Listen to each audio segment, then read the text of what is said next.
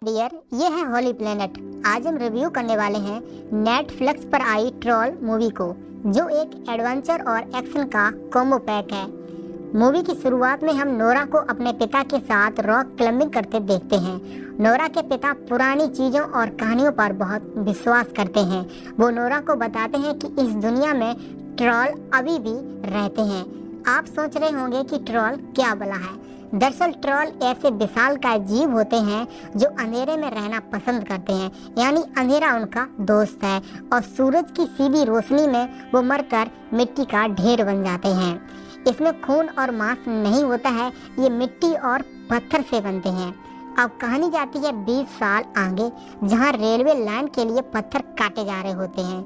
वहाँ पर पर्यावरण प्रेमी ऐसा ना करने का कह रहे होते हैं, लेकिन उनकी कोई नहीं सुनता है। वो लोग उस गुफा को उड़ा देते हैं। फिर हम देखते हैं कि उस धमाके में से कोई जीता जागता पहाड़ जैसी ऊंचाई का जीव बाहर निकलता है।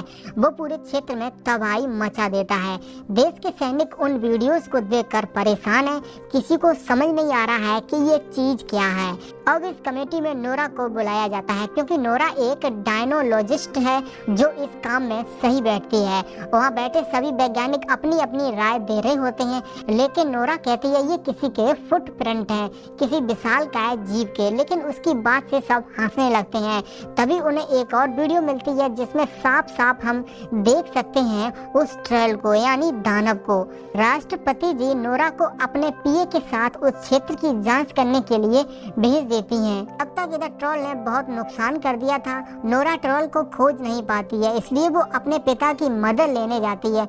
उसके पिता पूरी दुनिया से दूर पहाड़ों के बीच में रहते हैं। वो ट्रोल के ऊपर रिसर्च कर रहे हैं। नोरा अपने पिता की मदद से ट्रोल को ढूंढ लेती है।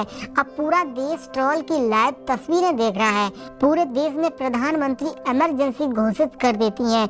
उस ट्रोल को मारने के लिए पूरी सेना भेज दी जाती है, लेकिन कोई भी मिसाइल, कोई भी हथियार उसका कुछ भी नहीं बिगाड़ पा रहा है। नोरा के पिता जानते हैं कि उसे कैसे शांत किया जा सकता है। वो अपनी तरकीब से उस ट्रोल को शांत भी कर लेते हैं, लेकिन कोई सैनिक उस ट्रोल पर फायरिंग करने लगता है।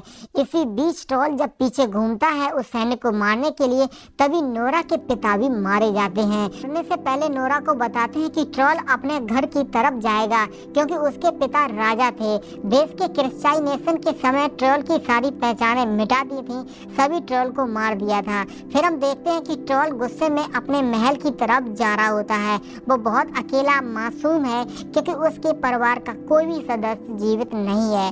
फिर हम देखते हैं कि महल की सुरंग में ट्रोल के माता पिता का स्केलेटन रखा है, यानी कंकाल रखा है। नोरा एक हेड को लेकर वहां से भागती है।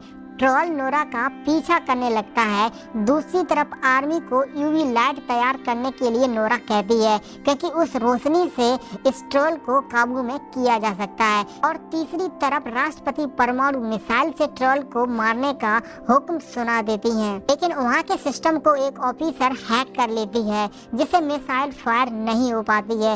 और इधर नोरा ट्रोल को यूवी लाइट के घेरे में ले आती है, जहाँ वो उस लाइट की मदद से ट्रोल को कमजोर कर देते हैं। वो मरने लगता है।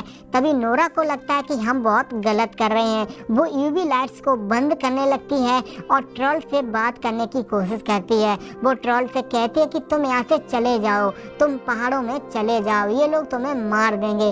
ट्रोल वहाँ से जाता तब तक सुबह हो जाती है, और सूरज की सीधी रोशनी जैसे ही ट्रोल के ऊपर पड़ती है तो वो मरकर मिट्टी का ढेर बन जाता है, और वहीं पर उसकी मौत हो जाती है। वहाँ के सभी लोग खुश नजर आ रहे थे, लेकिन मैं इस मूवी को देखने के बाद बहुत दुखी हुआ था। मूवी के एंड में हम देखते हैं कि पत्थरों के बीच में से कोई उठ रहा है, और इसी सस्पेंस के साथ ये मूवी द एंड हो जाती है। अगर आपको रिव्यू पसंद आया हो तो एक लाइक जरूर करके जाएं। धन्यवाद। Thank you for watching. Please like, share and subscribe my channel for further videos.